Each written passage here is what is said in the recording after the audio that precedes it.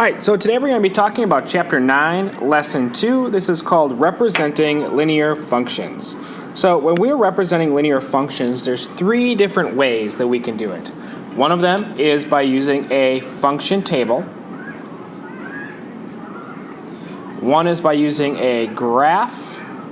And the other is by a simple equation. We're going to go through a couple of examples of each type to show which one is going to be the most beneficial in which case. So, example 1, it says find four solutions of y equals 4x plus 3 and write the solutions as ordered pairs. Since we're only looking for a limited number, a function table is going to be the best way to do that. So, a function table, if you recall from elementary school, is very similar to an input and output table, where we have an input, we have an output, and we apply some rule. In this case, we're going to put this part of the equation in there. This is going to be 4x plus 3. Now, the nice thing is we can apply whatever inputs we want. A lot of times we go 0, 1, 2, and 3. In this middle section here, this is where we're going to be showing our work. So 4 times 0 plus 3 would be 3. 4 times 1 plus 3 is 7. 4 times 2 plus 3 is going to be 11. 4 times 3 plus 3 will be 14. Now, these are four simple inputs. You can choose whichever inputs you want. Writing them as ordered pairs then, if you recall, ordered pairs are x and y. So as we go through this, we see the input and output. So this first one would be 0, 3.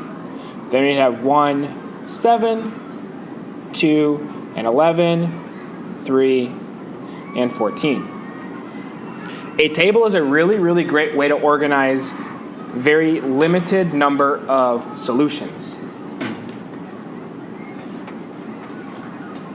Number 2 here, it says at a local software company, X level 1 employees earn $48,000 and Y level 2 employees each earn $24,000. It says find two solutions of this equation, 48,000X plus 24,000Y equals 216,000, to determine how many employees at each level the company can hire for $216,000.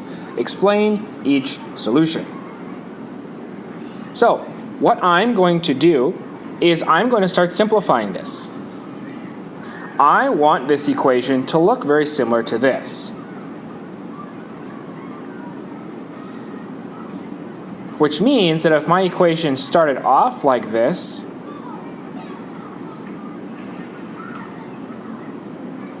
I want to get rid of this term over here on this side, so I'm going to subtract it.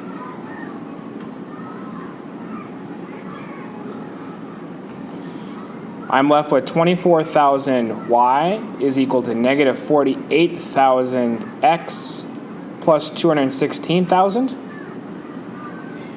Next thing I want to do is I want to get y all by itself, so dividing by 240,000 on both sides. So I'm left with y equals, this first one here, negative 48,000 divided by 24,000 is negative 2. 216,000 divided by 24,000 is going to be 9. Now I have an equation that I can write a simple input-output table for.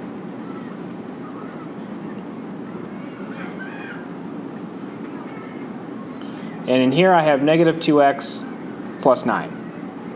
So I'm just going to pick some random numbers. Let's say 5. And if I do that, negative 2 times 5 plus 9, that's negative 1. So that number doesn't work. It has to be smaller than 5. So let's go with crossing that out and say 4.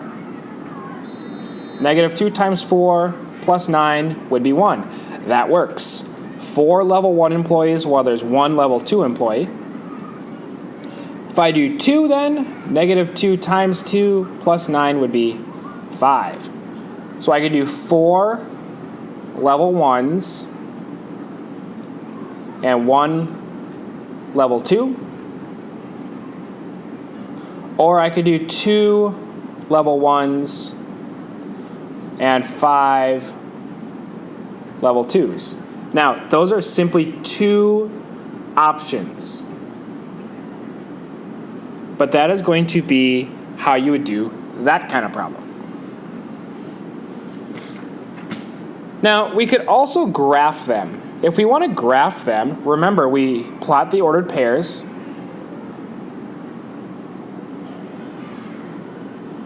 And then we connect with a line.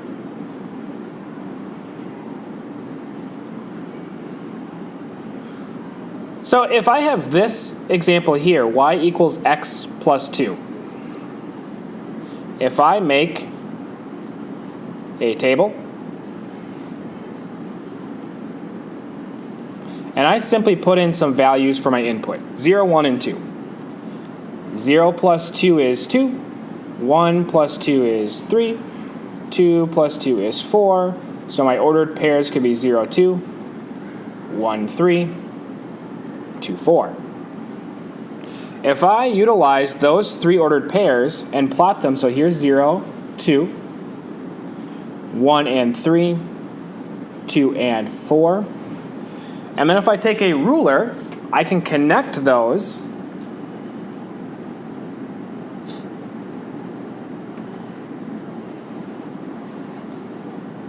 to make the graph of that equation.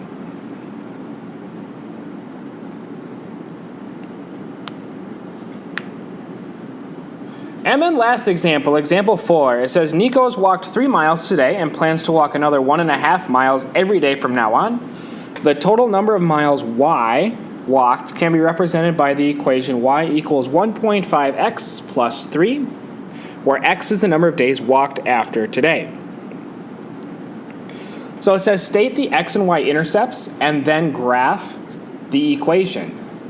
So x and y intercepts are going to be where they cross each axis. So x and y intercepts for y equals 1.5x plus 3. How I do this is if I want to find the y-intercept, that's where x equals 0. So to find the y-intercept, set x equal to 0. Because the y-intercept is at 0 and then whatever the y value is. So if I set x equal to 0, I have y equals 1.5 times 0 plus 3. This simplifies to y equals 3. So my y-intercept would be 0, 3. Which of course should be here. Same thing if I want to find the x-intercept. I want to set y equal to 0. So now I have 0 equals 1.5x plus 3. Start simplifying, subtract 3 from both sides. I get negative 3 is equal to 1.5x. Simplify by solving for x, and I get x equals negative 2. So the x-intercept would be back 2 places here.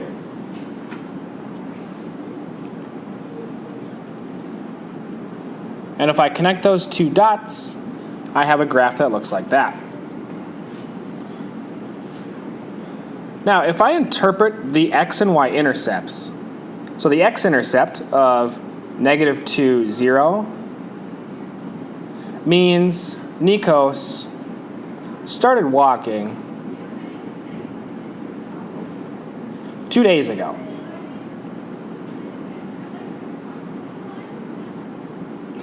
And 0, 3 means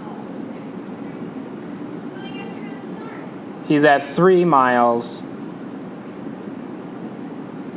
today.